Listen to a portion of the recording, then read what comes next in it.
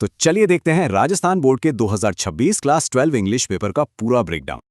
क्या सच में एक फ्यूचर का एग्जाम पेपर सॉल्व हो सकता है? आइए इसकी बनावट और जवाबों को देखते हैं। हम सिर्फ जवाब नहीं देखेंगे, बल्कि ये समझेंगे कि एग्जाम में सफल होने के लिए क्या चाहिए। तो सबसे पहले बात करते हैं एग्जाम के फॉर्मेट और कुछ बेसिक रूल्स की। पेपर में मैक्सिमम मार्क्स हैं 80 और इसे सॉल्व करने के लिए कुल 3.25 घंटे का वक्त मिलेगा। एग्जाम की शुरुआत होती है रीडिंग कॉम्प्रिहेंशन से। इसमें पैसेज को बहुत ध्यान से एनालाइज करना होता है।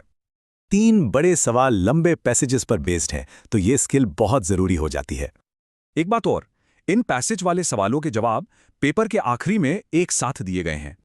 क्वेश्चन 10 के सही जवाब हैं पहला, तीसरा और दूसरा ऑप्शन।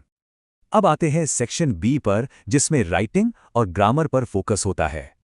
ब्रोक अवे और पुट आउट, ये क्वेश्चन 6 के जवाब हैं, जो फ्रेजल वर्ब्स टेस्ट करते हैं।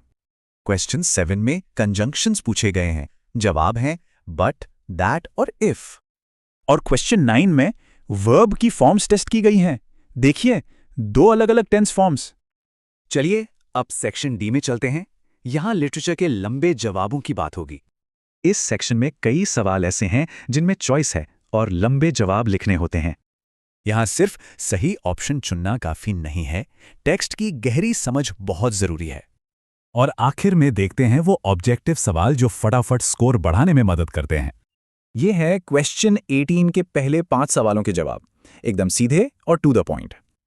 और ये रहे बाकी के जवाब। इसी के साथ ये ऑब्जेक्टिव सेक्शन पूरा होता है। तो सार ये है कि इस एग्जाम में डीप रीडिंग, राइटिंग और क्विक ग्रामर के बीच बैलेंस बनाना जरूरी है। पेपर का पैटर्न तो पता चल गया है। सवाल यह है कि क्या तैयारी पूरी है?